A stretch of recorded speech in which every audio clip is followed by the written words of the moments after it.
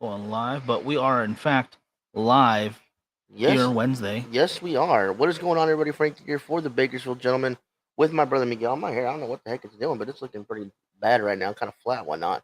Terrible. Um, we have two special guests today, you guys. Again, they're going to help us with their perspective of PCA and how it went. Um, as a person had their booth and a person that was there to purchase some stuff. So I think that's a good way to give you guys a mix and an idea of what they went through and how their process was for the weekend of PCA. And before we get too much more into it, um, Mike, I think you need to change the background. Yeah. I believe we need to make some adjustments on there. There are a few things missing, so let me go ahead and do that real quick. I apologize. Give me an entirety of about half a second. Oh, there we go. There we Oh, go. shit, look at that. Look on screen. We got a new sponsor on the show, Family by Loyalty. You guys we might have talked about them a few Mm-hmm. times, once in a while. I don't know. Might be holding some of their cigars right now. Yeah, I think you find them at the gas stations and stuff like that. No, I'm just kidding. Of course, you wouldn't find them there. You find them in good quality lounges. You find them on good places where amazing cigars are found, guys. And we're lucky enough to have two amazing people on today. Mm-hmm. Can I go? Can I give into it? Can I go? Okay, I'm gonna bring them both on right now. We've got Family by Loyalty and Luxury Cigar Club to help us out. Let me bring them on screen right now. All right, there they are. What's going on, Good guys? afternoon. What's up, guys? How y'all doing? Oh, it's How's good it to see you going? both. I see, Ben, you're going for the same look as Frankie is, just Yeah. disheveled and hardworking. I think that's the look. Eh, that was what I had in mind. I'm like, how can I make myself look a little more like Frankie? And I think I just have to comb it down a little bit. How is It's it gotta now? get that little bit of a swoosh in the front. I mean, I could be like Yeah. you guys. I haven't done my hair yet. It's a good call. No, I keep saying I'm gonna go get a haircut. I'm gonna go get a haircut, but it's 115 outside now, so I'm not leaving the house unless there's a fire in the house that makes it hotter than outside. Yeah. That's the only way I'm leaving. I got a haircut before PCA, and I remembered that we'd gone to an event in I want to say February, and there's a guy that actually watches the show, and he's a barber. So I was like, damn it, I should have called him, but I ended up calling him because I want to get a haircut soon. And so I was like, hey, buddy, where's your spot at so I can go get a haircut? He's like, no, I come to you. So we're lucky enough to have someone that'll be able to come to us and set up and do haircuts. That's Wow. good. Oh, Does he do skin that- fades? What's that? Does he do skin fades? I think he could pull it off. This dude's pretty talented. Oh yeah, Yeah, I think so. I mean, it's a golden He age has- of getting your hair cut and not going anywhere. All right, I think that's what He has we're one arm focusing on. though. That's why he It never is. got He his is one armed. It's not his either. certificate. So I don't know how he does it. He just tells you what to do. He's like, just move your hand a little bit. Instructions. Anyway, before we get into the main topic for today, guys, what are we smoking? Alan, I'm gonna start with you since you're on the bottom screen right there. What is that? Oh my god, a skull. Is that how you pronounce it? Skull? Yes, sir. Skull. Like skull. Yeah. Beautiful. I pulled a very special cigar to smoke with you guys. Where's the thing? An Alfonso? A little Alfonso. Actually, the reason I picked this one is because this is a number 6. So this is basically it's this long. And I'm like, I know I have a 2 o'clock with the guys. And I'm like, it was like 1 o'clock. I'm like, okay, I want to smoke something now. So I'm going to smoke this throughout the afternoon. Nice.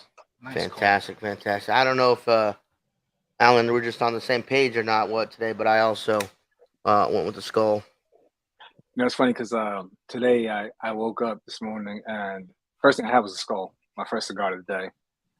And then my second cigar was one from the Boutique Cigar Association, one from the guys from Vicarious. Am I saying that right? Vicarious or the two older gentlemen? Oh, VC. Yes, Yeah. exactly. Like I those had that negotiator this morning. I like the negotiator. Yeah, This afternoon, I actually. haven't had And theirs it's my yet. third one.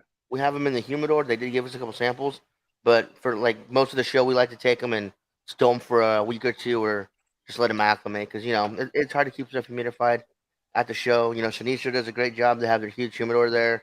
A couple other spots may have theirs as well, but for the most part, they can't. So we like to stow them for at least a couple weeks, and then we'll start getting into this the stuff from the show. So Yeah, that'll be coming out pretty soon. Mike, what about you? yeah. I am having the pronunciations of the names needs to make sure I get this correct before I just start spouting my mouth off. Yeah, the Yeah. Fenrir. Frenmere. Mm-hmm. Yeah. And that's the problem. I love the mythology too behind it. I love but my pronunciation of almost any other language is not great. I had to stop 2 interviews to make sure I got their names correct. Actually, at the BCA too. There's some behind the scenes that I hope I never have to release, proving how bad I am. But one day it's like you can't hide the truth forever. You just have to admit to it. What is it? Is it Nordic? Is it Yeah. Gallic? So each of the cigars from Nordic mythology, the wolves of Odin, Loki, and Fenrir. So the five main lines. We wanted the 5 main lines to represent the wolves, and we chose the Nordic gods as the first 5 lines to represent that. Love it. Very nice. I wish I knew Alan was here, because I have lots of his cigars too, and if I did know he was here, I would have smoked something with you guys. Hey, Well, listen, we you're want smoking, to a, influence you on that. you're smoking a good cigar. You're smoking a good cigar. I'm regardless. smoking a terrific cigar, Oh, but yours is terrific as well, and I would have loved just to fit in more than anything. No, I'm just joking. This morning I smoked, though. I just picked up at the show Saka's Meat Lover Ribeye. What a terrific cigar for the morning. With some coffee, so sweet, chocolatey, coffee-ish. So really pleasant beginning for the day. Oh, 100%, yeah. And I what do you call it? What was the other one that Saka came out with? The new size for the Mi Querida Black. The names escape me right now, but that was a really nice one too. So Saka something. yeah. Shaka Khan. No, Saka Khan No. wasn't. That was last time. That was last year. year. Yeah. Still Saka something though. I'll look it up if you want. Saka Tinier. I don't. Yeah. All I know is that he did a good job, and I think he had a good show. No doubt about that. Absolutely. But before we get into that, though, I think Frankie brought up a good question about stuff you get from the show, and this one's a little more directed toward Ben on this question. When new stuff is coming your way, and obviously it's got to be hard to try everything while you're there and make that decision. How long after the show? Because I'm sure there's some kind of crunch time too, like deciding, okay, we got to get this before they run out, or this might be a little harder to get after this date. How long does that process of sifting through new stuff from the show does it take? That's a good question, but usually, so we're handed, everybody there's handed a lot of new cigars now. A lot of those cigars are from companies that we know and love, and I know they're going to be great. So I'm in no rush, and I know the customers are going to be all over them. Even before I try them or anybody tries them, even if I said that they're not good, people would still be all over them. I would never say that. I would just not carry them, right? But so one thing I do out of courtesy, I feel it's courtesy at this point, because we used to go around, everybody would shove a cigar in your mouth. You know how it is. And like, hey, you got to smoke this. Tell me how you like this. And I used to lie, and I would just smoke the cigar, and after your second cigar, everything tastes exactly the same. Everything actually tastes terrible, because all the smoke and the dryness around, and your palate's toasted, and everything. So you're not really getting much, if anything, and you're not enjoying it, but you're trying not to be rude, I guess. But now I just said the last couple of years, I'm like, listen, yours is a cigar I really want to smoke and see what it's like. I'm not gonna smoke it now. I'm gonna take it home, and I'm gonna leave it, let it wait for a couple weeks so it acclimates properly, and then I'm gonna smoke it in the morning, either outside or in a room that's not full of smoke, so I can really experience it and not just say, oh, this isn't bad, and that's out of respect to the makers. It's out of respect to my customers that ultimately they respect my opinion and my palate. And if I'm just like, this ain't bad, okay, let's say chocolate and coffee a little bit and go ahead. You know what I mean? So also, I don't take a lot of cigars as samples anymore. So people offer us cigars. Uh, Many a times I will just say, hey, just mail me some samples. I'm not gonna carry them first because I don't want to go home with a suitcase full of cigars like we always do, because I just take those and then they sit, and then half of them just stay seated. I'm sure I have cigars here from shows like 4, 5, 6 years ago that are still in their Mhm. bags, and I never got to them. And what good does that do? It doesn't do any good. So I just take the ones that I really want to try as soon as possible. If it's a limited edition, just to answer your question, or something that I'm afraid is going to run out, I will order it at the spot. I will take the leap. It's not a big deal. We know, most of these people has cigars. They would never let a bad cigar leave from under their hands, and we'll just do that. Makes sense. That Sure. that makes a lot of sense. I like that process and that thought process of it doesn't serve any purpose to customer, retailer, or manufacturer to have just products sitting waiting to be tried for months or, like you said, even years sometimes. That doesn't do anyone any good. Mhm. Mark, over on YouTube real quick, we are on Facebook, brother, but the notifications, Facebook is not cigar friendly, and we've had our notifications shut off on there multiple times. So if you're not getting your live notification, do me a favor and just check the page, and you might see that you have had it switched off. You can just switch it back on, and that is the best solution as of right now that I know of. I apologize, brother, but they are going to continue to do that whenever they feel like it. It's part of their prerogative. Um, it's their website, so nothing we can do about that. Also, Mark, don't forget, if you're not working this Friday from 3 to close, we'll have our first ever in-store event over at Cigars. I know I did send you the poster, so you're free. I hope you make it. Hope to see you there. Oh, absolutely, absolutely. And then on the flip side of the question I just asked Ben to Alan real quick, obviously it's got to be super difficult to be inside a giant dry building in one of the driest places on the planet, trying to keep everything humidified. Has there ever been a situation where it's like, I'm glad to have samples for people, but I just want to make sure that they're actually smokable instead of, having Well, them right then and there? I've learned that first at TPE. So when I first came to TPE, that was my biggest lesson of TPE was, bring Tupperdoors. If you don't have Mhm. any, buy them, right?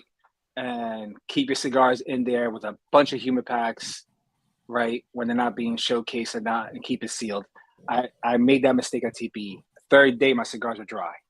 And it didn't matter if I had the humid packs, but I didn't have a Tupperware with me. So it wasn't sealing. So since that TPE, I bring Tupperwares with me, or I buy them at Walmart, and I just at the end of the event, stick everything in there with a bunch of humid packs, ready for the next morning, and I do that every day. And this Smart. way they don't dry. Like I said, I learned that the hard way at TPE. A professional. Mhm. Miguel, Always. can you make the picture smaller for a second, like it was a Yeah, sure. second ago? Smaller as in, do you want off camera Like or we're just? smaller. No, no, no. Just like we're a little smaller, like we were a minute ago. Oh, I can do No, like that. no, not like that. Let's Not see. like that. With Smaller. the where Oh, you the have a. logos were on the side. There we go. Oh, I there just you wanted go. to mention what a kick-ass logo you Thank you, guys brother. you guys made. Right, that thing is The beautiful. The new gold is logo, just perfect on there. unreal, Yeah, unreal. And if yeah. you I look mean, closely, it says family loyalty, yep, like part of the design. Took me a second to see that. Unreal, man. yep. Great job. And You Thank you, do the brother. Thank you. design yourself? Actually, no. It took us almost, I would say, 9.5 months to find a designer that would vibe with me, right? Because as things, you have a lot of great designers out there, right? But someone like myself, who is definitely not a designer, right? I could tell you what I think I want, but I won't know what I want until I see it, right? Right. And it was about 3.5 months ago. one of the members of the Dead Leaf Breakfast Club just moved from China down to Miami with his wife. And he's not Chinese, though. He's Italian. He's been living in China for 9 years. And he took a picture of my cigars at the local lounge that carries my cigars. And I hit him up, say, hey, you want to have a cigar together? Next thing you know, a couple of hours we meet, we vibed. Next day we meet again, and he draws me a picture just out of gratitude, just for giving him a couple of cigars. And I was like, thank you. And I said, well, I'm in the process of a redesign, and I haven't still find my design yet. And he's like, do you mind if I give it a try? And I said, sure. 2 days later, he was like, bam.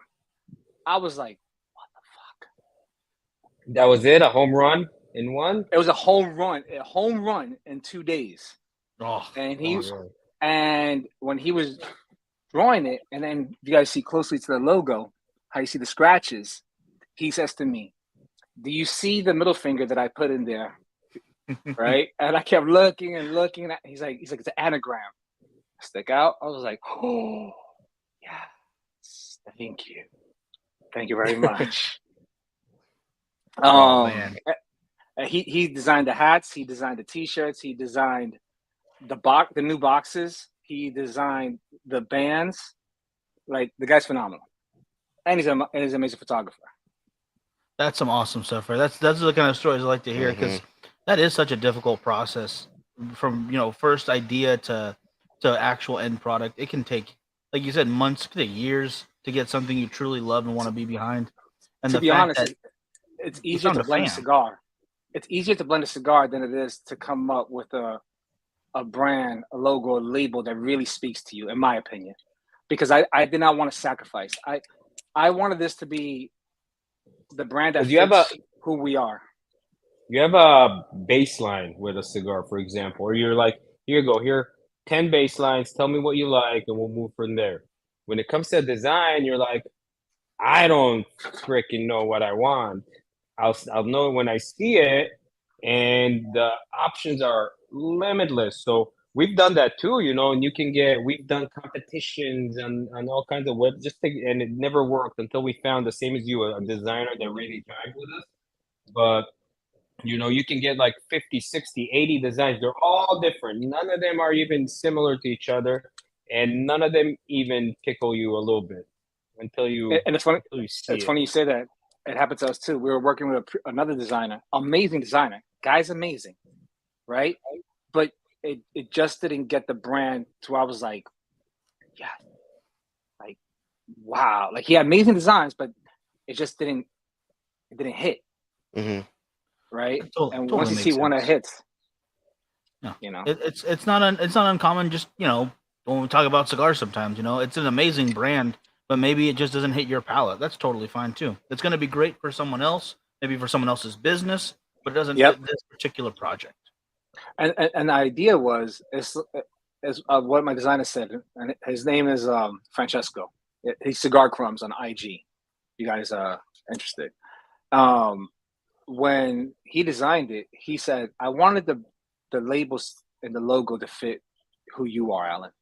And he's like, you have that New York swag, but yet you could be a little bit more elegant, not just ghetto. So he wanted the logo and the brand to kind of stick out, like my New York style, but at the same time be elegant. I like that. Well, he hit the spot, man. Good. Plus some other spots. Here's the funniest part. Last year, when we released a year and a half ago with the bigger bands, right? A lot of people will question the price point.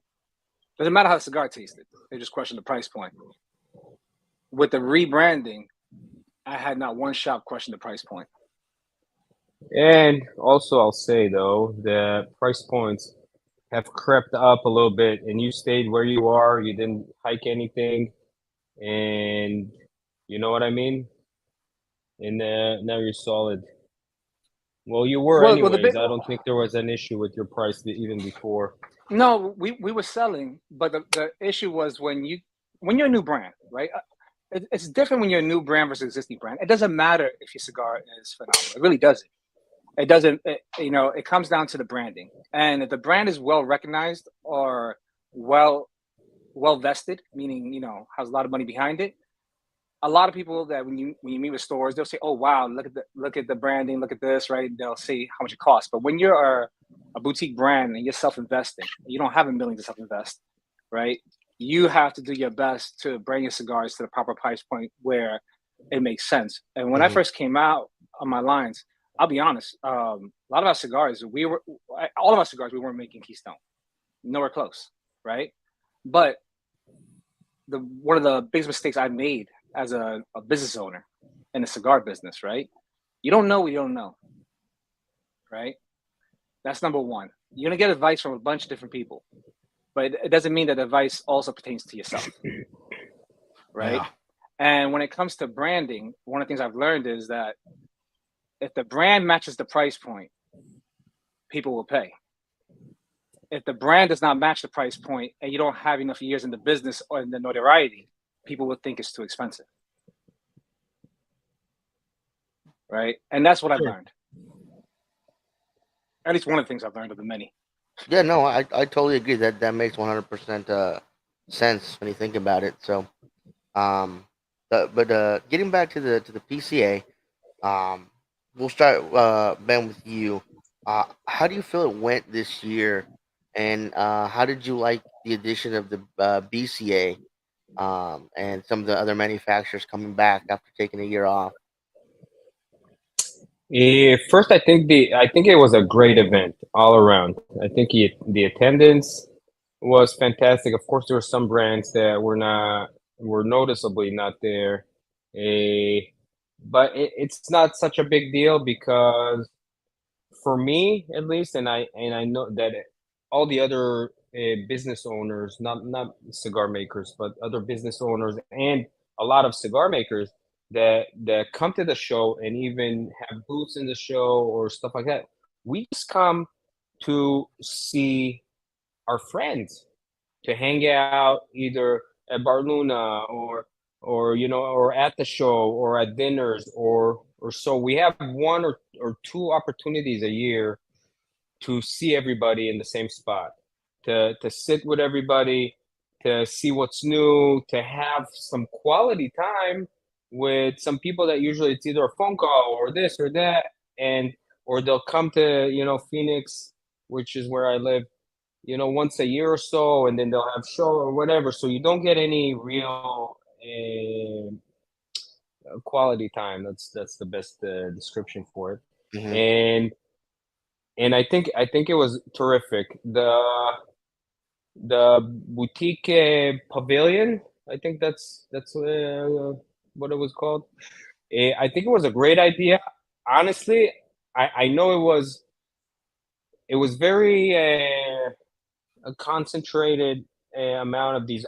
I think I would love for the brands to have been spread around. So when you go to the bigger guys or the ones you already have appointments with that are more established, you would have to walk by them, because to be in the pavilion, you've been there. You have to specifically go there and walk around. But if you're looking for new brands, if you're looking for stuff like that, that was a great place to go and just walk around and mingle. And it wasn't just new brands. There was a lot of very established businesses there, but obviously by the name, they're smaller production, maybe a lot of them not as well known.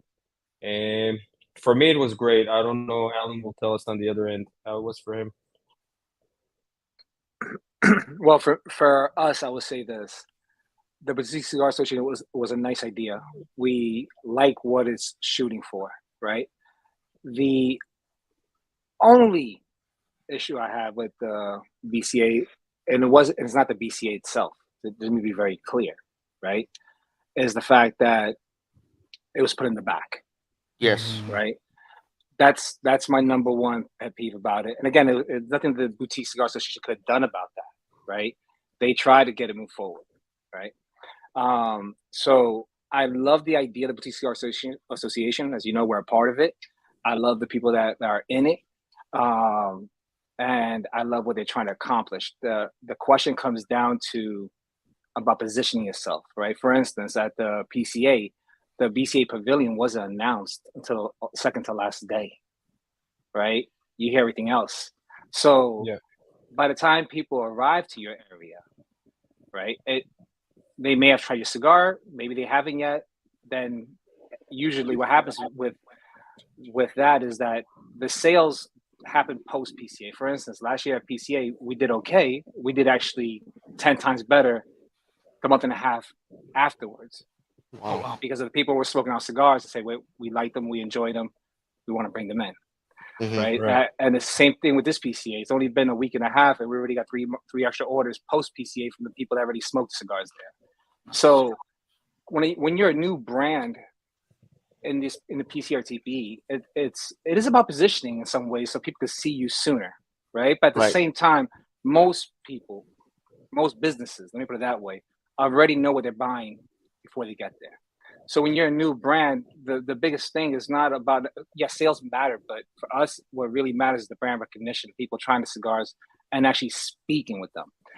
So going back to about the BCA, the reason why I wish the BCA would be towards the middle or forward in the future is not necessarily to make more sales, it's so that people come to you first, have your cigar in the hand. Maybe they won't smoke it, like Ben said, but maybe they'll smoke it the following day. Maybe they'll smoke it in 2 weeks.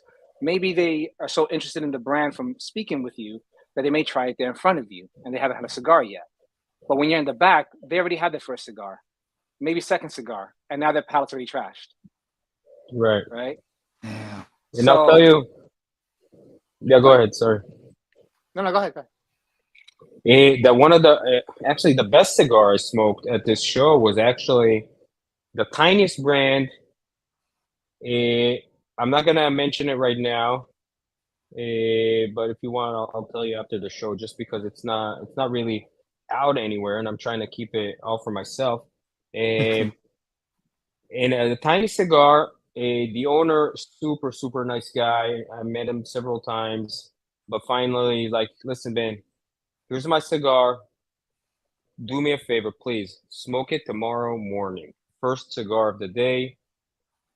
And I'm like, okay. I was like, I'll just smoke it when I get home. That's what I told myself. But I woke up in the morning. I'm like, all right, I'm going to take this. Went downstairs to the bar, grabbed a coffee, lit up the cigar, and I was like, wow, this is amazing. I don't care about branding. I don't care. It's the whole package, but I didn't care about any of that. I'm like, the quality is just obvious. And that's what you're trying to show many a times. And I'll tell you, like, your complaint now about, people not coming to you first, because maybe they will try it first and spend the money there.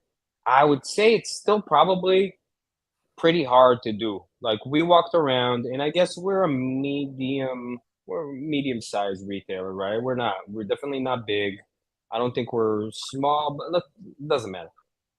But what we want, all the good stuff, all the new stuff coming from all the known manufacturers we already work with, right? Because our customers are actively asking for that. It's not like, and when we want to get those, what they did this year, I don't think there was not too many incentives for purchase. Some years you'll go, and you have bigger discounts or stuff like that. And this year, what they did was like, you want this, you got to buy this. You want that, you got to buy that. And it makes it a little harder. You're like, okay, I have to, this is stuff I buy every day, all day already. Now they want me to buy more of that, but then you're like, okay, it sells anyways. But you commit so much money up the front just so you can get some of the new releases that at the end of the day, you're like, okay, I don't have too much money to spend with the little guys that are, it's a crapshoot sometimes. Not you, Alan, because you're already pretty established, but some of the guys that I've never met before, or some of the boots in the BCA. Did I offend you, Frankie? Sorry. And Yeah, he's done. He's done with the show. He's over it. No, he sees some water. And so I can't afford sometimes to roll the dice on somewhere. But once I get home and I'm smoking it, I'm like, this is good. I need this. You know what? I don't know it means nobody knows it. I'll be the first to have it or whatnot and introduce it. We'll do really well with it. I'm gonna grab that and put that in. So I No, see what you're saying about the majority of your sales coming afterwards, and it's yeah. just it's a testament to your cigars. Thank you so much. I mean, and like I said, what I was telling the crew that was with me, I said, guys, we're not too worried about the sales right now. What we're concerned about is explaining the brand. Let them smoke it, and if they can't smoke it, then let them bring it home with them. Let them take some time to enjoy it, and that it just works, right? Now, Yeah. but I do believe that the placement does help because you know what happened to me. I'm not gonna tell you this the lounges it happened with, but a couple of times I said, you know what, I'm gonna walk around the PCA, and what I was doing, I was doing snatch and grabs. What I mean by snatch and grabs, meaning people that Do we that want smoked my to know? cigars already. Yeah, so you see my New York style of hustling. People that I've known that I've given my cigars the previous year, or I've sent them samples, right? Or they were there the day before, and I would do that 2-3 times a day in the PCA, just walking through the crowd. And each time I did that, I snatched somebody else up, and I got an order. I even snatched somebody. You guys want to laugh?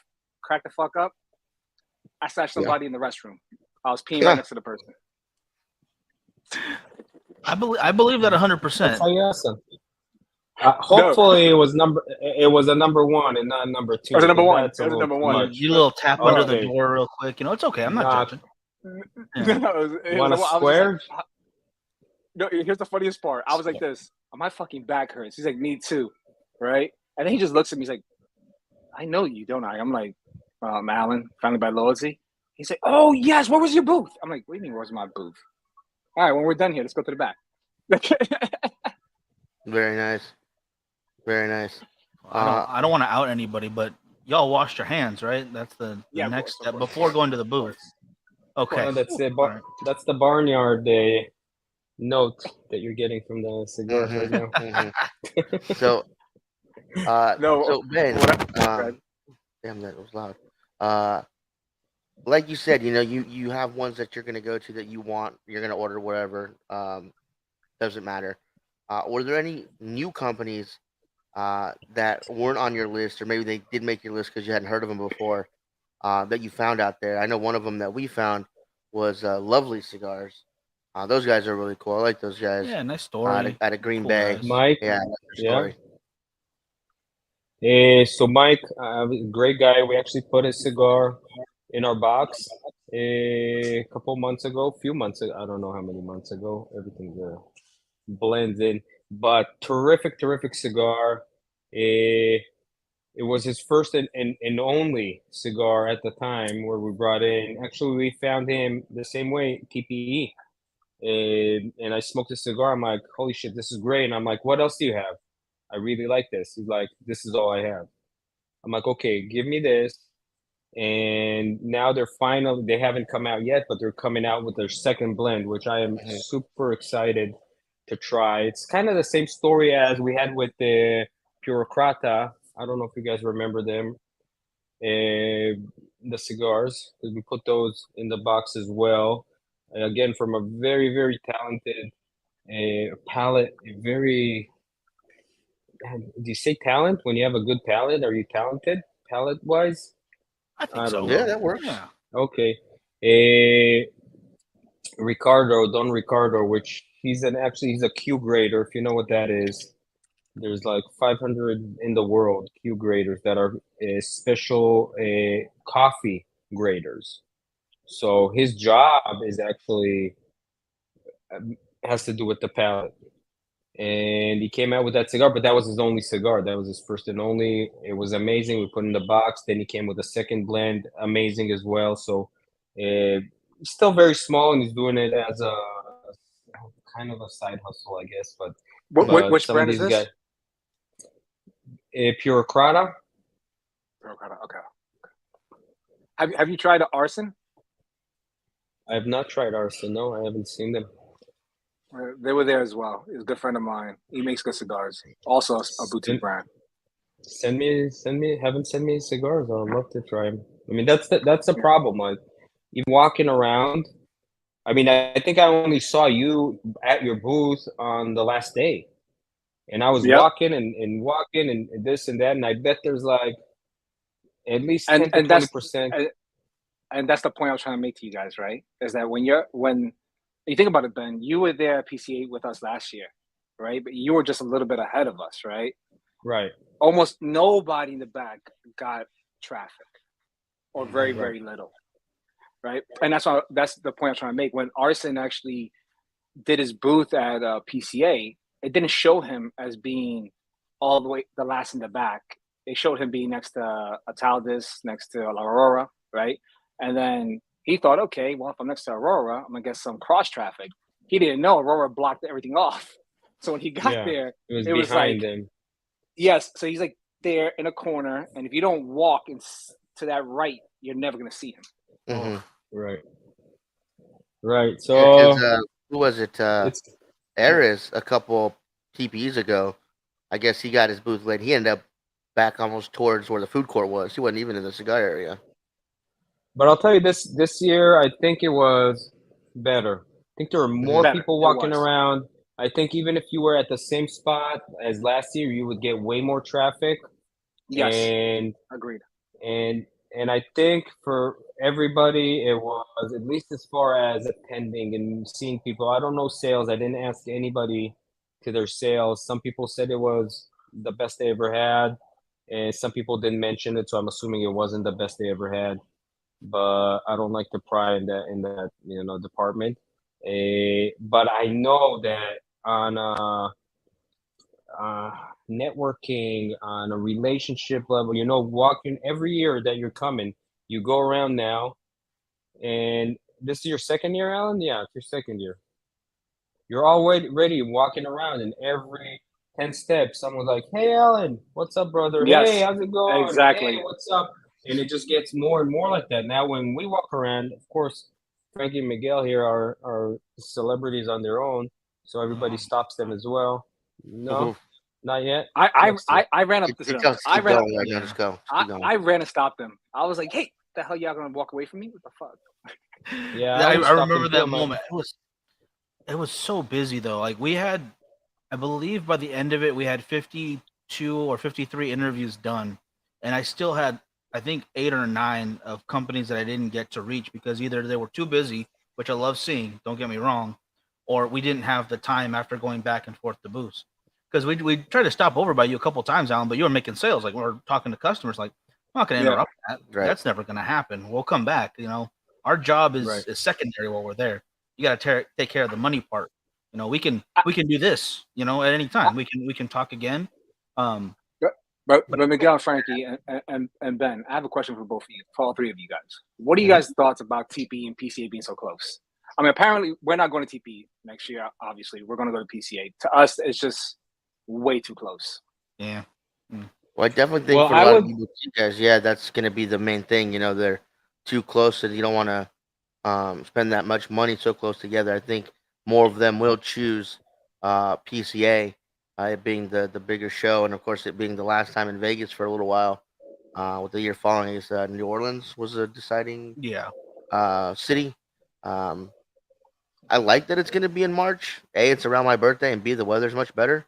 But of course, TP it's a vape show, so I don't think people will be too sad missing it. I don't know. I wouldn't call it a vape show, right? Obviously, it's a carnival, and it's 90% vape or head shop related stuff. Mm-hmm. It's close, but I would say that the audience is different. I would say, who are you trying to work with? So are you trying to find the retailers and work with them, or do you want your brand exposed to the consumer, to the end customer, which is a lot more what that show is between us. People coming in, it's not as strict, it's not industry only, it's not regulated. I know, for example, now at PCA, I have a good friend that's he works for a company, for a cigar company. I'm not going to mention it. They're mostly in Europe, and he's a PCA member. And they said, no, you can't come in because you don't have a booth. You're a manufacturer and you don't have a booth. So we're not gonna let you walk around and sell your goods while we have people like Alan and like everybody else here put their cock on the block and spend the money and support big time and to do their business. So he's like, totally understandable. He stayed outside. He's a very respectful person. But TPE is a little different. First thing, you can go there and walk around. If you wanna, pedal or hustle, you can do that. I don't think there's anything preventing that. But for me, I don't care if there was one every month. Adam Zuber's like, hey, they're too close, and obviously they're smaller. But I'm like, I would go every month just to see who's there, just to see what's new. Maybe get a little bit of a deal or something on some of the stuff that I need, because that's my business. For me, it's close. I hop on a quick flight, 45 minutes, and I'm there. And a lot of people have to fly in from Florida. It's a 3-hour difference, so you're jet lagged anyways. It's probably, even if you just came by yourself to walk around, you're probably talking about a few $1,000s in expenses. Mhm. That, can you justify it? If you can, I would say do it. It doesn't matter how close they are. If you can't justify it, then it's not a big deal. I mean, and again, all the deals at PCA, and that was my major complaint to a lot of the companies that I sat and talked to. I don't have to be at PCA. They send me the PCA deal. They're like, okay, this is the deal. And I can call them and say, okay, give me this deal, that deal, and that deal. Why? We come there, we make an effort. You spend so much money on building this booth and flying all your people in and blah, blah, blah. And you got to incentivize people to come. You want the PCA deal? You fly to PCA, attend it. If you have it, if you're not there, you're not getting it. You can get something else, but you're not getting like the super, super deal that's only for this, because we want to keep doing this. I want this. I want a place where I can go for 4 or 5 days and see everybody and see everything that's new and find a couple new brands. And, and if I don't need to, and I'll just call and say, hey, give me the deal. Well, what's the point? For real. I 100% agree with that. I've never understood why they did it like that. Um, I mean, I would be okay even if, let's say you went to PCA, but you didn't place an order yet. You had till the end of the month to place your order, but Something like that's that, only yeah. because you were there. Right. Yeah. So setting it to people that aren't coming, it's kind of like not a slap in the face to people that spend their money to come out, but it's like, why? They're not the ones supporting. They're not. So they said, Well, can I give the flip side? That makes Yeah. sense what Ben is saying and what you guys are saying for the big brands, the big companies, right? But for the boutique brands, right, we provide the same discounts to the people that didn't go because we're trying to get into more shops versus the big brands don't, right? It's a catch-22. totally the small different, brands. Alan. Totally different. And I'll take your side on this. I'm like, I'm sorry I'm pointing at you like this. I'm beating That's you okay. with the stick. It's okay. You It's okay. have to do everything you have to do to succeed. Yeah. Once you're there, once you're established, it's different. Right now, you Mhm. should be there. You should be hiding in the person's bathroom at their shop and jumping at them with a stick. You should do, I will. I'll do anything, anything to get the sale. That's gonna be your thing. You're like the bathroom stalker, right? You can be no. Oh my I think it's gonna Yo, stick now. Ben's never gonna let me let this go. I know this forever. Forever he's never gonna let this go. Okay, Are we gonna see Family by Loyalty urinal cakes then next year? Just boom. You know what? I'm You know gonna what? do that. Matt did that, or Goofy. That's true. Yeah, he did. Oh, I forgot about Yeah. that. Oh, Yeah, there's a lot of toilet related paraphernalia. someone's got And to. doesn't mean you can't do it. Actually, you should.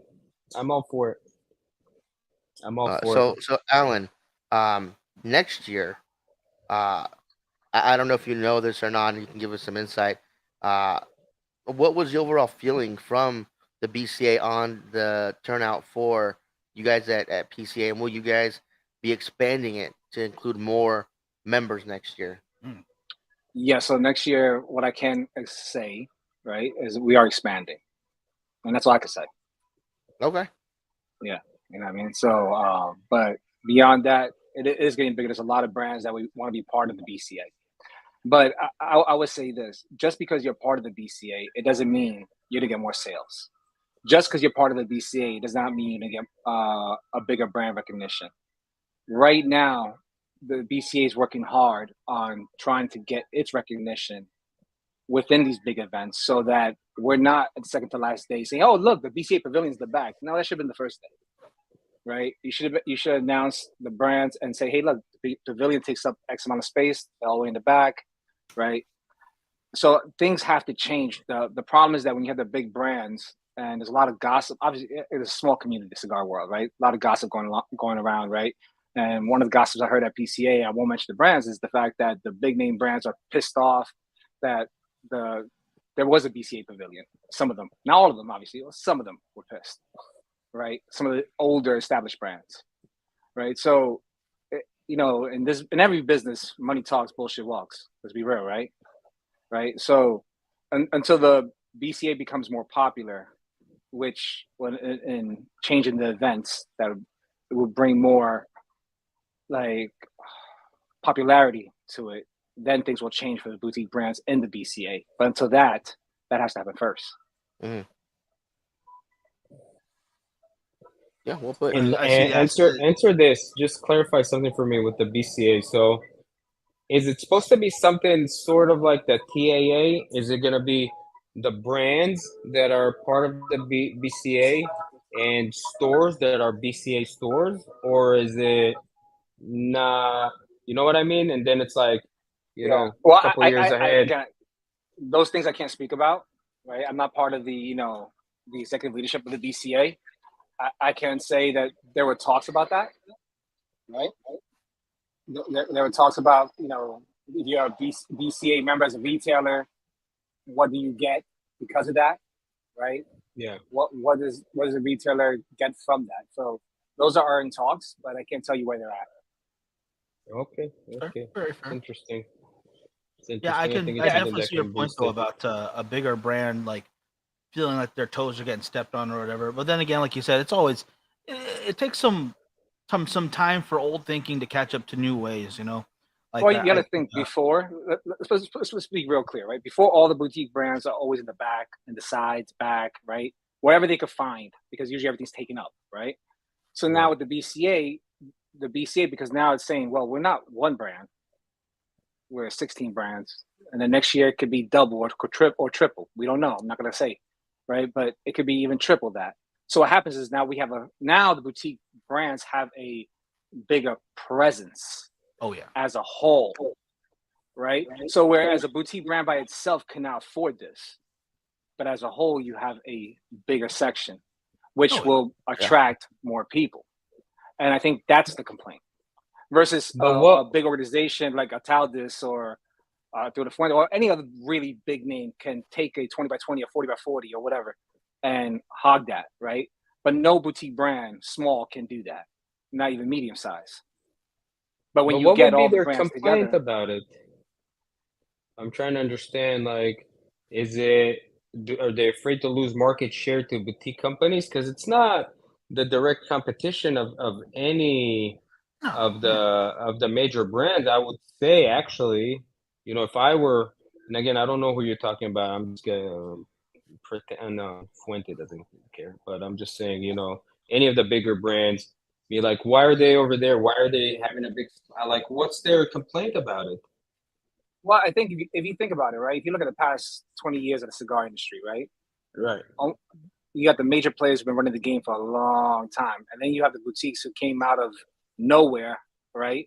And some of them became huge, right? Like Drew Estate, right? Started from nowhere, became freaking phenomenally huge, right? So I think some of the older, established, really older brands are like saying, wait a second, we know that 90% of these boutiques are not going to make it, right?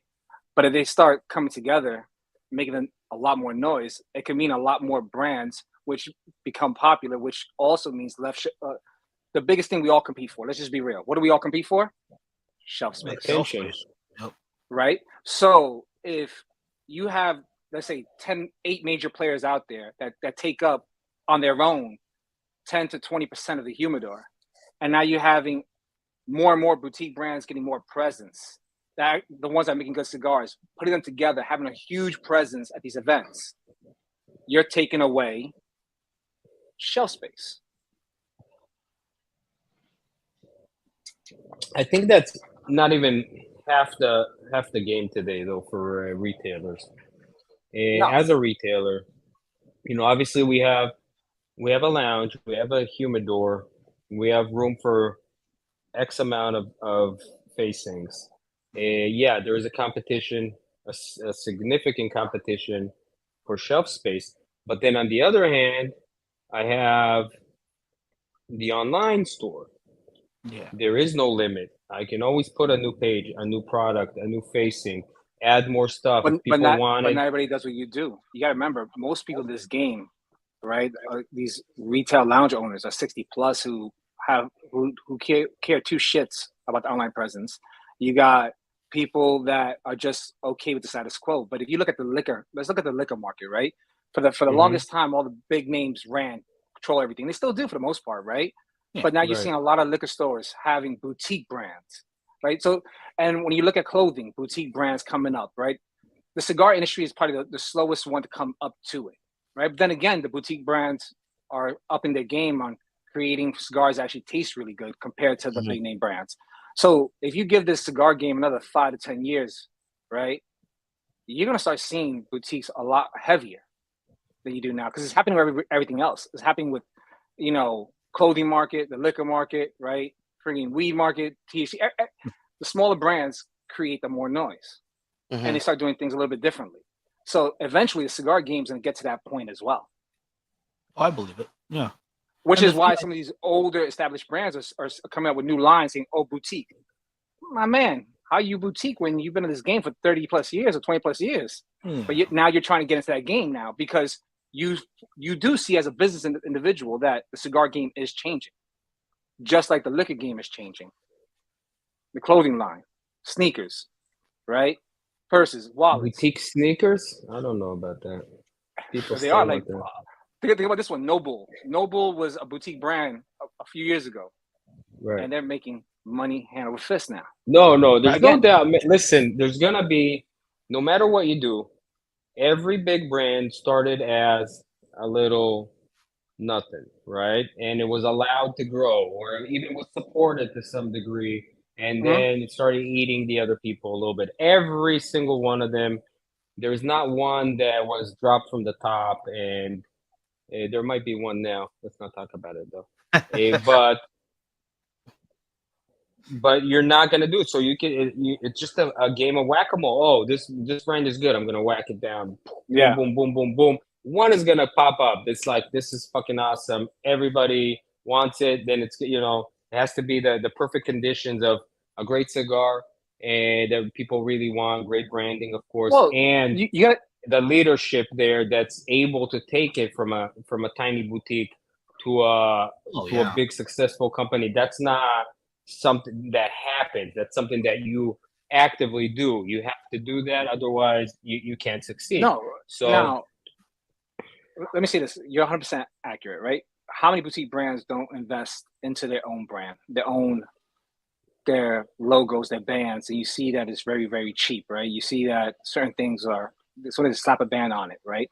I'm talking about if you get, and that's what the BCA is also trying to do. We're also trying to make sure that when they interview people to join the BCA, they're trying to interview you not in your budget. They're trying to interview you as far as what are you doing for your brand, right? What are you doing to grow? Because there are new brands popping up every day on IG, Facebook, right? It's every not single about, again, 95% of them are going to fail, right? When it comes down to it, is how invested you are into your brand, into your cigar. Did you actually go and blend it with a master blender? Did you just pick a bundle from a bundle provider and just slap your brand on it, right? Everything matters. But a lot of these boutique brands, and I'll tell you right now, the hardest thing is investment, is money, because you could travel, but you need money to travel, right? And cigars cost money. A lot of people say, hey, I'd love to try your cigars. You know what they're saying? Give it to me for free, right? And you know what the sad truth about that is? More than 95% of people you give out free cigars to never posted, whenever they just took it for free, Absolutely. right? Even there at So PCA, you know, yeah, the first night's party, every one of the brands that stood there handing out cigars, they actually paid 5 digits for the privilege to stand there and hand out their cigars to the unbelievably long line. I was like, "Whoa, how, you know, these are business owners, you know, cigar business owners standing in a huge line to get 5 free cigars." I was like, that's crazy a little bit because it doesn't matter regardless. But they stood there, and these are huge brands that know business, and they're like, this is a good investment for us. We're gonna pay whatever $15,000 to stand here, plus I'm gonna give out another 2,000, however many cigars. I don't know how many. I'm just throwing a number, and that's gonna cost me another, you know, whatever thousands of dollars. And yeah. this is a good investment. And most of those people, they're not fools.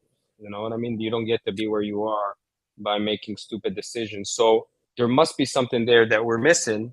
Plus, the 5% that do post your stuff after getting a free cigar, eh, that's worth it. And you know, for us, when we are like, when I tell a brand owner, hey, I'd love to try your cigars, usually they're like, let me send it to you. But if they're like, oh, listen, blah, blah, blah, I'm like, listen, you're small. I will buy your cigars to try them. I have no problem with that. I don't want anything for free. And you know that from us. We will never tell you, hey, you want to put the cigars in our box or whatever. That's advertisement. So I want you to sell these to me at a loss. No, I need you to make money. If you don't make money, you're my partner. If you lose money for me to make it and you die next week because of it, your business goes under, then what's the point of it? You have Right. everybody has to succeed. We all have to elevate each other. It's Now an industry where there's no advertisement. That's I can the tell you kind what of attitude we need across the board. I can tell you what I do love about the PCA, and Ben already mentioned this early in the conversation, was that the people I met in the previous PCA, when they came to my booth and brought other stores to my booth, that touched my heart, right?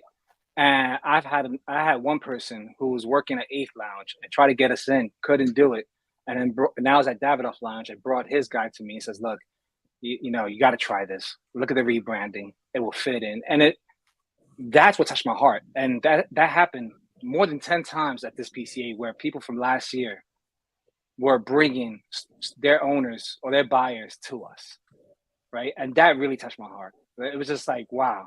And then people in the community, not to mention people in the community, people that I've become really tight friends with, were bringing store owners to us, right? And that is what brings me joy in the cigar world, is that not everyone is real, but that's just human people, right? But when you do meet people that do care, people that are real honest, that touches my heart.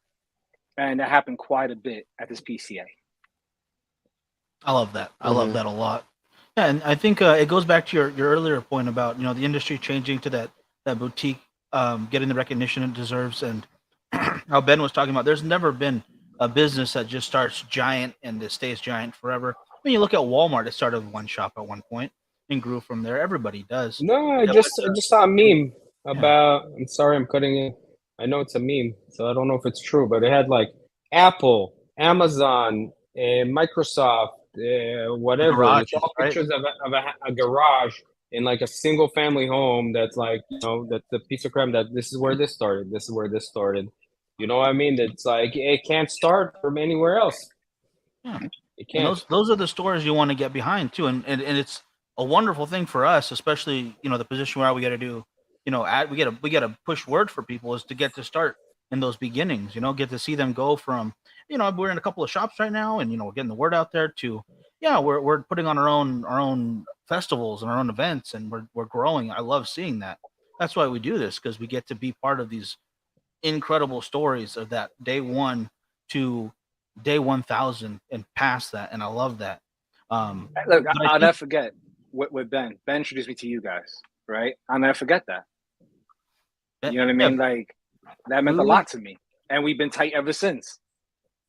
yeah, it's the only reason I do this is because I get to meet guys like you and the ladies in the industry too, obviously, but just the good people. Like Mhm. you said, the real people is what keeps you around, and they're the ones that are going to stick around from here till whenever they decide they're ready to retire, which I hope is never. Never stop working. I hope we all do this until I can't do it anymore. But I think you're when you're talking about people recognizing the boutiques for what they are, it's that boutique experience across the board, like you said with shoes or with liquor. It's that one-on-one personal experience, because now we have a way to connect to the audience, not just sending out mailers, not just email blasts, but direct contact. Like right now, talking to people live, you can make that personal connection from anywhere you want to be, anywhere in the world, as long as you got a little bit of internet connection and a attitude to work with them. You create that fan base no matter where you're at. Mhm. And I think that's going to be a big decider for a lot of brands that stick around, for a lot of lounges that do, because I think like you said, the old style of thinking is no one really cares. I'm not going to sell online. I think a lot of stores should have some kind of online presence just to keep their customers happy. Because sooner or later, people move away, but they still want to support you, but they can't do it if all they can do is walk in. They might not be super close to a lounge yet that supports your brand, but they still want to be there. So, yeah, you definitely got to sell online to keep them, coming back and them happy. Mhm. And Yeah. it's at the end of the So day, it's that convenience and that customer service that you see in spades over at luxury. Like you're not going to get better customer service than with you guys. That's just hands thank down. you, brother. Um, And just the world. I mean, if you look back, it's not that long ago. Let's say 4 years ago, okay, right before COVID and right after COVID. I mean, I've been using everything, Amazon, online shopping for years and years and years. Most people have not. Most people have not been using it before COVID. They wanted to buy something, they would go to the mall. Now, during COVID, everybody had to evolve and start shopping on all those platforms, whether it's cigars, whether it's, anything you need for the house, blah, blah, blah. And it's just evolving that way. There is no really way to stop it. So if you own a lounge, that's a service you provide. You're like, I'm a lounge. You come here. A Sharp, for example, from Fuego in Vegas. I think you guys know him, but if not, we sat and talked. He's like, Mhm. I don't want liquor in my lounge. I want this to be a cigar lounge. He does very, very well. I hope he does even 100 times better. But I'm like, why? Isn't that a lot of sales? He's like, it is, but it changes everything. You become a bar with cigars. I want this to be a smoking lounge, a place where people come, old school, bring your own, whatever. You know what I mean? But it changes the whole experience once you are changing the pieces of the puzzle. So, Well, some of these does it places depend also on the ambiance, Ben? Like, have you been to Corona Cigar Lounge in Orlando, Sand Lake Road? I have. Like, to me, that's one of those lounges that has a bar, huge humidor, and I Right. could be there the entire day smoking and That's chilling. correct, but it's a unique place. Let's oh let's yeah, agree Yeah, to that. It's a superstore. yeah, You can walk around the humidor, if you want to call it the humidor, because it's the whole fucking floor, really. yep, And yep. and you walk on aisles that are what, 100 feet long? I don't know. love it. I'm guessing. And there's the bar, and people come and they sit, and they hang, and they do phenomenally. There's no doubt about it.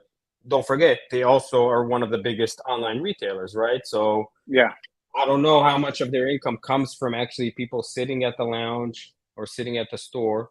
But you have to understand that in 10, 20, 30 years, I'm not going to say 4 years because it's very possible. Look where we were 4 years ago versus now. And 5 years before that, when you had like an Apple, that iPhone that had one camera, like 60 megapixel, I don't know, whatever. So we make these huge strides. There's this, in business, it says adopt or die. And you have to adapt, not adopt. You should adopt if you can, but don't. That's not the point of my story. Uh, so you have to adapt to the changing world if you want to Sure. keep on succeeding. If you Hundred stay, percent. if you're hard headed and you're like, this is what I've been doing for 50 years. I don't give a shit about what's new and how things are going. I'm gonna do it harder. And now it's getting, there's all this competition. I'm just gonna do exactly what I'm doing harder. You are not gonna succeed. You have Mhm. to look what's going on around you, and implement what fits you. You know, what would complement your business, but add that. You know, AI coming out now, it's going to make it so much easier for all these businesses to, you know, create a website. You're like, hey, AI, make me a cigar website and blah blah blah, and puff, you have a huge cigar website. Period. Mm-hmm. Write me Well, 20 articles about cigars, and you have content. You know, so even people that are well, not like can I into it, can I say that? That's amazing though, because you got to think as a boutique brand, you got to pay. You got to pay copywriters. You got to write, fuck have that. people all write blog so quick. posts, and now AI, you're like, well, write me about this. That includes this, includes this, and then boom, I it's like, don't oh agree wow, with you, Alan. I don't agree. I'm okay, why? sorry. I'm gonna say I don't agree, because till this day, Chris and I and Sam, we sit and we write every piece of information about the cigars we have, about the different brands. You know, we had once in a while we'll have a guest writer, you know, that would write something for us, but we're not like, okay, let me find someone to write it. This is your passion. You're writing about your cigars. What do you need somebody to write it for? Write something and then give it to a friend, send it to me, whoever, and say, hey, Ben, can you rewrite this for me? Or can you tell me if this is good? And I will do that. But this is your hustle. You want your essence in it. So paying somebody 20, 50, $100 to write you an article is doable if you're big enough and you're like, I don't have time for this because I have to travel. It's worth $100 for somebody to do it. Yeah, maybe. Now, even with AI where it is right now, because it's still in its diapers, you're going to have to put a lot of work into it and be like, hey, write Of this for course. me, change this, Yeah. change that. This is inaccurate. You'll have to rewrite it anyway. So there's still a lot of work to put into it, but at Oh, yeah. least No, of course. it gives you a base. No, But I think, well, yeah, I'm gonna I say to think you, that, I agree with you with that point. I agree. Like for instance, I've used AI. I'm not, no shame in mine, but I've used it and modify it. Now the reason is I'm a New Yorican, and I type the way I speak, and sometimes things don't come out so elegant the way I type. Well, let's not that's get rid fine. of all writers, because that's how I was when I was in LA. That's how I made my money on the side. I was doing, I don't know, 30, 40 blog posts a day for different companies at those freelance sites, getting paid like Yeah. $2 for an article. But if you do enough of them, it adds up. So let's Yeah, that's don't kill those guys just yet. I know AI is going to replace that any day now. Like it's already pretty much Do you done. know Hey, AI is already it's replacing dev for developing on tech side? Do it's you know how the many it's the same colleagues? point. It's, Sorry, the same point. I'd say adapt or die. you gotta. It's a whole new world out there. Every day it changes just a little bit more, Mm-hmm. and I love seeing it. But I know for a fact, like I probably wouldn't have made it those first couple months without that job. So thank goodness AI came out now, not back then, or else I would have. And But listen, I was telling you, AI is affecting the tech industry massively. I massively. believe it 100%, 100%. You guys, you're not immune to it too. You know, there's AI that's coming out that, you know, it can write a script. Yeah. It can actually, if you give it a script, it can actually make a movie. You know what I mean? You're gonna have to learn how to prompt it correctly. But everybody has to adapt. Everybody has to be like, okay, what's my niche? Maybe I'm an AI expert now. I'm an AI expert for movies, for Yeah. example, for you guys, or I'm an AI expert for cigars and how to write them. I'll give you the correct prompts. I'll help. You know, if I was in the content creation Oh hell industry, yeah. but That's gonna be a it's wonderful day gonna. too. It's just gonna be a whole new ball game, which is an awesome thought. I don't think that's scary. I think it's impressive where we're going, and I can't wait to get that. What was her name? That robot that was on Jimmy Fallon or something. I can't wait till Yeah, she smokes Eve. cigars too, so Sophia I can something. replace him, and then I Eve? have her No, smoking I don't cigars with remember. me. You know, hopefully she was kind of creepy of a robot. I'm not gonna lie, but it was a complete AI created by this company, and she was doing interviews. I think she got a citizenship to Saudi Arabia now. Yeah, correct me if I'm wrong out there. I will look that up. But one day I will be able to replace Frankie with the robots, and it'll be an even better show. You know, it'll be fine. Wow. And just imagine how many other things you can do with her. If you have one of those at Well, home, let's not go there. I don't know about that one. it Yeah, I don't know. it can write content for you. It can help you build web. What are you talking about? I Yeah, thought it, I Hey was it, thinking Frank. you're going a way different direction. Yeah. Hey what? Frankie, you see that Yeah. left hand? Just lift it and just swing. All right. We all know the first one who has to hop off camera would be me because I have to take care of all the stuff behind the scenes. So if anyone got replaced, it's gonna be me, which I'm totally fine with. If it's a really cool robot, you call it Miguel still. I'm up for that. I'm totally on board. We'll do How that. about Miguelito? Call it Miguelito. Oh, now we're talking. Well, I'm game. You guys, we are over our hours. So we do appreciate you guys being here. Oh yeah. But I still have another 30 minutes on the stick, though. Okay, we I keep still have going. at least Going. 20. Yeah, I got a couple more questions too, by the way, for this. Yeah, that went all the way down right there.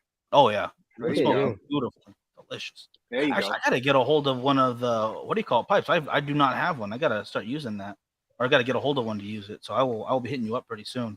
As far as we talked about the AI stuff quite a bit, and yeah, it's definitely coming in there. But there's one thing that I think that makes cigars and the industry itself I don't want to say better than it, but more unique at least, is still how much human interaction has to happen to make great products like this possible. And yeah, maybe somewhere in the line there will be more room for automation, but I don't think that's going to be a significant change for as far as the cigars themselves go. That's a product that has to come through those generations of learning and coming in and being willing to do the work to get to the level a lot of people are at. We have that now, though. One more time. So we have that now. We have machine-made cigars. We have machine-made this, machine-made that. Cigarillos mostly, right? But it's not a big deal. But they're not in the same category. They already exist. But once you take a cigar and automate it and make it by machine, it's not a premium cigar anymore. So it'll have a market. They have a market, but it's not gonna hurt the current market that exists. So what if someone did this, Ben? What if you took a master blender with 50 years experience, right? Mhm. And then he wrote down his flavor notes for every leaf from the different regions, right? Because obviously it changes based on the region, right? And the farms. Started writing flavor profile, as in wrapper, binder, right, filler. Put all that in paper. Someone took that, put it into a database, and they added AI to it and said, I want to blend a cigar that has flavor notes of this, and does this. Technically speaking, you could have AI create you a blend and then pass that over to the factory and say, hey, can you see this taste like what I expected it to taste like? I'm just saying it's possible in 5 to 10 years that happens. That's not crazy to think. No, there's no problem with it happening now even. And I'm sure even right now without AI, people are like, okay, I know what this master, and I'm sure it's happening like as we speak somewhere. I know what he uses for this and this and this. I know where he gets these leaves. I know everything, blah, blah, blah. I'm going to try and do the same thing. And people do the same thing and it tastes like shit. Or it tastes like something, he's like, okay, I still need to modify it. It's a good baseline or whatever. So what did you really do with that? You're not going to be able like, okay, just to shoot out like, oh, this is the recipe for a great cigar after great cigar after great cigar. And you're never going to match everybody's palates. And you're never going to, you know what I mean? And every year, even if you get the same seed from the same year, and put in the same region, in the same soil. Now it has less nitrogen in it. It's going to taste a little different. It's impossible. I don't think.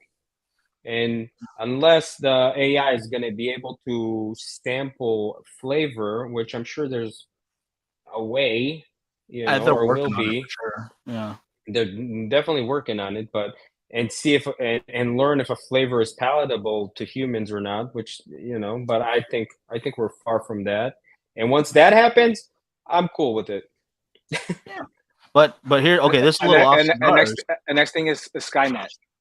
Then if they control the cigars, they control the world. All right, so let's not let them have it just yet. True. But here's the one that's a little still on topic, but off cigars a little bit. The lab made meats that they have out there now. The lab grown proteins, I guess. Fish and how are we feeling? I'm on board, like, to try it, but I don't know if I want that to be full source. Like, who's up to try some lab made meat with me? Let's say that. So I'll tell you this. I'm a pescatarian, so no. Fair. I don't eat red meat. Okay, from ethical point of view or whatnot, I tried cutting out other meats as well. I love fish. That's basically my diet consists of 90% fish, and as far as proteins go. and they are printing like salmon, I think. So they can print a piece of meat and they can print a piece of fish right now or something like that. They're two things actually Wow. developed in Israel. So I saw a little bit of a documentary about it. Eh, I'm looking forward. If it tastes like the real thing, I am all for. I love meat. Meat is delicious. It's, if the world was a little different and the meat industry was not what it is now, I would eat meat all day long. Especially I'm on a keto diet, so I need fatty foods, and meat's a great. Mm. Now you also know that it doesn't have uh, hormones and antibiotics and all that crap that is an issue. Is it scary? Like, what's in it? We saw that. Remember in Matrix? I don't remember which Matrix was when the girl was eating the cake and the code in it made her act a certain way. You remember that spot, the part? You don't Oh remember? man, Yeah. was that the latest one? No, no. It was the. Somebody tell me if it was the first or second. I think it was I the don't remember the second one. first one, and I don't remember that. I think you're thinking of So Jumanji, where Kevin Hart blew up. I think that's what you're thinking. It's Jumanji. that you're right. That's the part. Anyways, what we eat. I agree. We are what we eat. And is it scary? All of GMO and this and modifying stuff. Is it good for us? Is it not? We have millions of years of evolution behind us that made us adapt to eat certain things and be able to process them correctly. And now we're just fucking with it like whatever. And here we go. I knew Eduardo would save us. It was Matrix 3. Eduardo always comes in with the. And Monica Bellucci, you're right, gorgeous. Huh. And so they can put whatever, if you're a conspiracy theorist and you want to think that, they put nanobots in your vaccinations, and now you're like, okay, am I gonna eat food that was made in the lab? I don't know, but I'd try it at least once. But you also got to figure out how everything affects each of us differently, because like you said, there's thousands of years of evolution, but everybody's body makeup is different. How they handle certain foods is different, right? yeah. I mean, at one point I was 450 pounds, 6X t-shirt, a 52 waistline, and I ate a lot of bad shit, Puerto Rican food, late at night, right? And I had a gastric bypass, and I lost all the weight. Oh wow. I almost died from a clot that traveled from my calf to my lung. Ooh. Fast forward Wow. almost 15 years later, I've been a pescatarian pretty much ever since, right? But then I was eating way too much bread and cheeses and like processed foods. Next thing you know, I went from 180 to 280. And I said, I almost die for this to get big again. I went raw vegan for 5 months, dropped back down to 180, right? And now I'm still a pescatarian. The only difference is I'm extremely careful what I eat. I think the worst thing I do, part of my diet, is I drink coffee 3-4 times a day, right? And cigars. So beyond that, I eat salads, egg whites, and fish pretty much all day, every day. And my body reacts to it positively now. Now I maintain my weight around 200, 205, right? You go on But keto, you'll everybody's drop another 20. But it sounds like you're pretty now. much keto. Well, the thing is, being 180, guys, I look like a crackhead. You're gonna be like, "What the fuck's wrong with It's like me, man. you?" Be like me. Oh. But What do you call it? it Well, doesn't as far matter. as the It doesn't cigars matter. go, If you though, I feel don't know good. about that. Look at Boston Jimmy and what he's done lately. I mean, he lost a bunch of weight. He went to go climb a mountain. He's 60 some. Mm-hmm. Yeah, I'm so proud of that guy. Yeah. Like he did amazing Yeah. work. He's raising money for an amazing cause, and the cigars not slowing him down one bit. So I know it's not true. I mean, obviously, cigars can affect your health just as anything else in this world can affect your health. But I think that's one of those least common denominators as far as making you either less healthy Mhm. or on the path to less healthy. I think there's so many, like you said, it's the diet. It really is that really affects. Diet, Well, I think it's man, not. it's what you put in. It's a lifestyle, right? Because the word diet scares a lot of people, right? Because diet means Diet, that's what it means. Diet means But way of life. yeah, but the problem is a lot of people take the word diet as something evil, scary. And they do it for 2 Temporary. days. They do it for a week, right? And that's why Yeah. like the using lifestyle is different, because if you say I'm gonna change my lifestyle, now you're doing something for yourself for the foreseeable future. When you're gonna diet for most people out there is something that is short term, 2 months, 1 month, 3 months, 6 months, right? And I think that's what it comes down to. For I know people who can eat whatever the hell they want all day, every day, and they're fit as a fiddle, right? True. I can't do that. I can't do that. It's just my body I doesn't used react to be that way. able to when I was a kid. Then you grow up, and it catches up with you. For a while, when I was living in New York, when I just moved here, living in New York by myself in a tiny apartment, working at on 47th Street, I would work all day. I would come home around 7, 8 o'clock at night. And this was pretty much every day. I was like by myself. I'm there. I'm hustling. I'm like, I don't give a shit. I would take a box of mac and cheese, Kraft mac and cheese. I would put it in a pot. I would make that. I would eat that shit like a pig, and I'd go to bed. And I would eat one meal a day. That was it. Probably 2,000-3,000 calories. I don't know how many calories it has. Not too many. I'd eat something maybe in the morning, a little bagel or something. And I gained weight because of that crap. Every single day, I would gain X amount of weight. And it just accumulated and accumulated and accumulated because we're not supposed to live like that. Like a pescatarian lifestyle or at least a low carb lifestyle where you don't have insulin running in your body all day, every minute of because insulin just pushes that stuff into your cells, the fat, all the crap. Exactly, and 100%. And I wasn't really heavy even when I started with the keto, and I did that because even I was weighing 180 or so, which is not high. You can probably agree with me. And my sugar was high. I was starting to be a type 2 diabetic because of that. Really? And yeah, just because all I was eating is pastas and potatoes and sugar and blah, blah, blah. And then I'm like, you know what? I'm going to try keto. My buddy told me about keto. I started doing keto.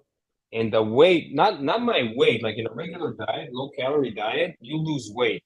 So you lose some of your fat, you lose some of your muscle, you lose this, you lose that because your body is just starving, really. But when you do keto, your body is not starving. You have everything that it needs. It just doesn't have the insulin. So without the insulin running through your veins, your body can actually use the energy that you have in the fat. That's what it's there for. And I was like, I'm going to do it for a month or 2 months or whatever. And I've been on it for almost 2 years. I dropped my weight down to $150. Congrats, bro. Congrats. And I was like, this is too much. I was starting to look like, where's my next fix? But, I'm at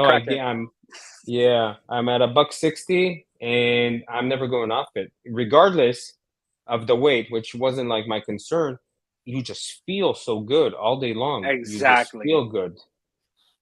And that's the big kicker. I'll give you a prime example. In my house, if you bring crack to a crack house, what the crackhead's going to do, right? Crack. So right? So my wife will buy certain things. I'm like, stop buying this for me because it's in the house. I'm going to see it. I'm going to want it. It's going to be really hard, right? So one of the biggest things now I have in my house all the time is, every couple of days I buy fruits.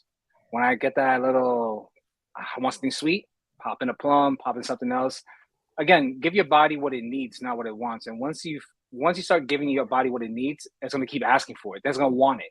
But until you don't change that behavior, right, your body's going to always crave the processed stuff, right? And that's the biggest thing. Like in my house, like for instance, my wife, she was type 2 diabetic, and she reversed it by going raw vegan for 2 months, right? But again, her body's extremely, extremely sensitive to a lot of foods.